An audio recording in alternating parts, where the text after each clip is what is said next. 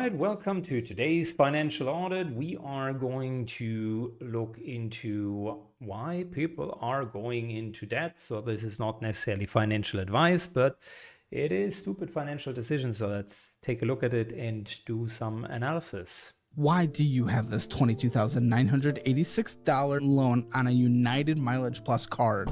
Just spending vacations. Because you're talking about going on this trip with friends. What does your life look like around vacations? We've done some. In the past, we've tried to do them around my work travel. Like I had to go to Amsterdam quite a bit for work. Fully paid for? By the company, my part was fully paid for. And then the kids and my husband would come over. They've been out there a couple of times. And we went to Paris as well. It was just like, for the first time in my life, I was making really good money. And I just had like no clue. That's the thing, is you are making so much money, and we could turn this into an incredible nest egg that it would be allowing you for probably multiple decades to be able to travel almost as much as you want if we did this properly. But now your entire existence is just paying off the past travel. Yeah. Why do you have? That's a real problem. So first of all, Caleb does those interviews quite regularly. And I know that he is trying to do it for content, but he is getting the most outrageous people on the show. Shout out to him. I sometimes watch the show for recreational purposes. And it is a good learning tool for people how to manage their finances properly by learning from mistakes of others. That kind of leads us to a broader topic, which is going into debt for consumption that you are currently having. I think the crucial part that many people are missing is just how much burden they go into in order to have a consumption right now. Short-term needs are being over prioritized compared to long-term needs. That is humanly normal. Most people function like that. And if you are not having the discipline to understand that delayed gratification typically comes with bigger rewards, then you're going to fall into that trap. I think what is more problematic is the way that certain companies are allowed or enabled to do it, specifically credit card companies. I'm not a big fan of credit cards, and I've not made any secret out of it, because I think credit cards is the number one product worldwide with the highest spend on advertisement. If your product would be that good, you wouldn't need that much advertisement. And secondly, whilst the 2%, 3%, 5% kickback for some people that work well with credit cards could be a lucrative way of utilizing the tool. The only reason why those kickbacks exist is because there are enough suckers that do not understand and fail to pay off the balance of the credit card in a timely manner, and then accrue interest rates of like 21, 22, 28. I think modern interest rates even go as high as 36% interest per year, which is crazy if you think about it, because that level of interest will just compound negatively. There is no investment that would generate realistically similar returns per annum that you could invest in and multiply your wealth. I mean, the credit cards in that sense, if you only take bad customers, are the actual get quick rich scheme that works, but on a corporate level. And the challenge here that I have with that particular video is the idea that you are quote unquote saving something while it's not really saving. So here's the thing. If you're going to Amsterdam for work, then chances are that you are typically spending a few days, maybe a few weeks there. Chances are that that is not always aligning with holiday schedules and just the best timing or the best season. If you then on multiple occasions are taking your entire family, kids, multiples, mind you, and your husband with you, then what in your brain seems like a logical conclusion, because your expenses are being paid for, actually turns into a payable trip for 3 people to Amsterdam.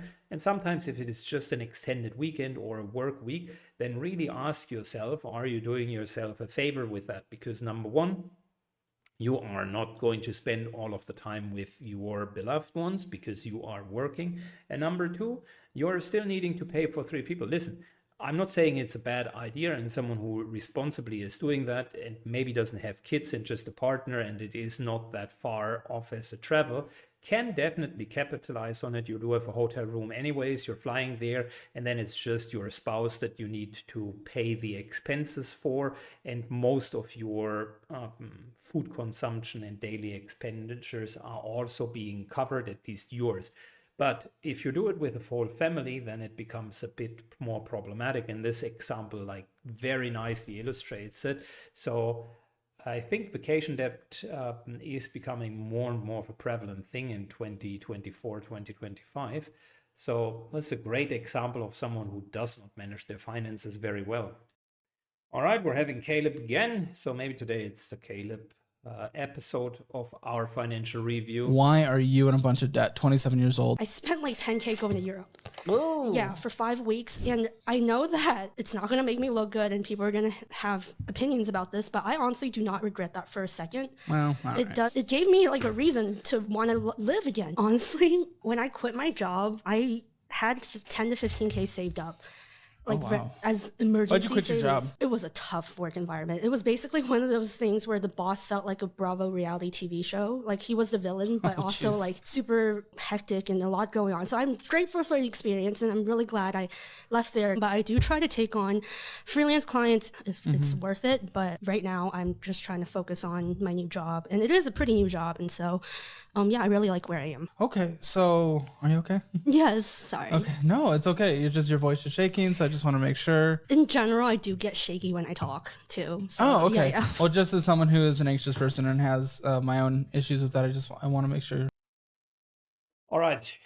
Couple of things here that I would take away from that. For starters, I don't like it when people don't take accountability for their actions. And the whole way that it was portrayed was I had a negative work environment, therefore I was anxious, therefore I needed to take a huge vacation and pile on extra debt / financial responsibilities. And it was all not my fault. And I have a hard time believing that maybe in an isolated incident, true, that you are in a situation where it is none of your doing. But generally speaking, people who tend to continuously be in those situations also have either a extreme victim mindset or they do have neuroticisms that lead to those types of situations where they don't see their doing in those or their participation and contribution in those things. Other than that, if you take that to the side, I don't understand the logic. So you do have a toxic work environment. Okay. You want to quit that. Okay, understand that. Then invest your energy in moving on and finding another job. She did that, but you don't need a vacation in order to have the means or urges to live again. If you actually do have thoughts of ending yourself, then you should seek professional care and not spend 15 grand on a trip to Paris or whatnot and do a lavish 5 weeks vacation. I think this is just a very poor excuse and the wrong treatment for a problem that exists, particularly if you're quitting your job and you know that you need your emergency fund to bridge a period in time until such time when you will get regular income again, then you need to use it for that and not go into debt, because elsewise you're making the situation twice as bad. So if you take anything from that clip is if you find yourself in such a situation, think clearly and long about what is the root cause for the problem, then work on said root cause and logically take the next steps as in try to get out of the job and into another job without much of a time in between, and use your emergency funds for exactly that, emergencies, and not to do a lavish vacation. So for me, honestly speaking, without knowing too much about that young lady, it sounds more like I went onto a 5 weeks trip and I am putting things in my life out of proportion to justify why I spent 15K irresponsibly. That's what it sounded to me like, but Okay, each to their own, I suppose. I hope you've taken a bit of advice from this episode. Let me know what you think down below and see you in the next one. Bye bye.